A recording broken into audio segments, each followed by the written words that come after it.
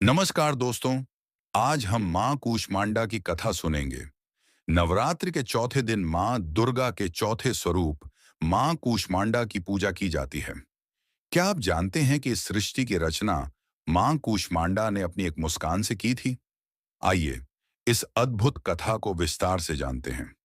कथा प्रारंभ पौराणिक मान्यताओं के अनुसार जब सृष्टि का कोई अस्तित्व नहीं था, चारों ओर केवल अंधकार ही अंधकार व्याप्त था, तब मां कूष्मांडा ने अपनी दिव्य मुस्कान से इस ब्रह्मांड की रचना की। इसी कारण उन्हें आदि सृष्टिकर्त्री भी कहा जाता है।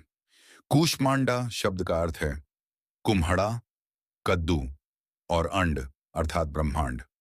मान्यता है कि मां ने एक छोटे से कुम्हड़े के समान ब्रह्मांड की रचना की, इसलिए उनका नाम कूष्मांडा पड़ा।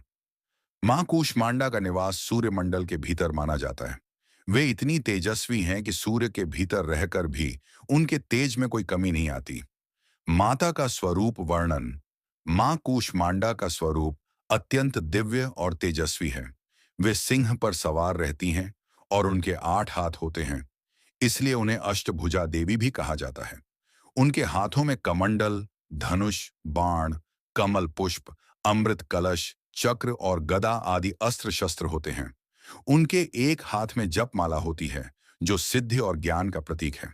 माता का चेहरा हमेशा प्रसन्न और शांत रहता है, जो यह दर्शाता है कि वे सृष्टि की रचना करते समय भी आनंदित रहती हैं।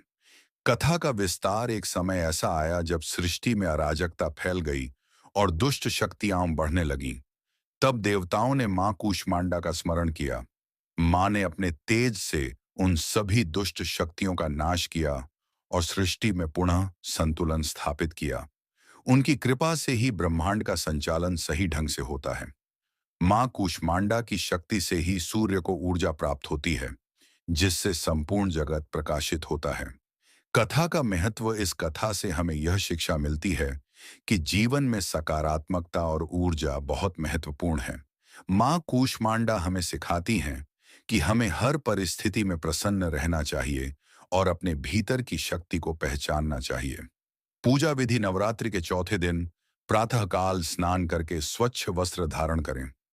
मां कूष्मांडा की प्रतिमा या चित्र के सामने दीपक जलाएं। इसके बाद फूल, अक्षत, चंदन और धूप अर्पित करें। मां को मालपुआ और कद्दू का भोग लगाना विशेष रूप से शुभ माना जाता है। पूजा के दौरान एयुएम देवी कूष्मांडा या नमः मंत्र का जाप करें और सच्चे मन से माता का ध्यान करें। पूजा का फल। जो भी भक्त सच्चे मन से मां कूष्मांडा की पूजा करता है, उसे रोगों से मुक्ति मिलती है। जीवन में सुख, समृद्धि और ऊर्जा का संचार होता है। माता की कृपा से व्यक्ति का आत्मविश्वास बढ़ता है और जीवन में सफलता प्राप्त होती है। समापन। अतः हमें नवरात्रि के चौथे दिन मां कूष्मांडा की श्रद्धापूर्वक पूजा करनी चाहिए और उनके आशीर्वाद से अपने जीवन को सफल बनाना चाहिए। अगर आपको यह कथा पसंद आई हो तो कमेंट में जरूर लिखें। जय माता दी। वीडियो को लाइक, शेयर और सब्सक्राइब करना न भूलें। कल हम लेकर आएंगे नवरात्रि के 5वें दिन की कथा, मां स्कंद माता।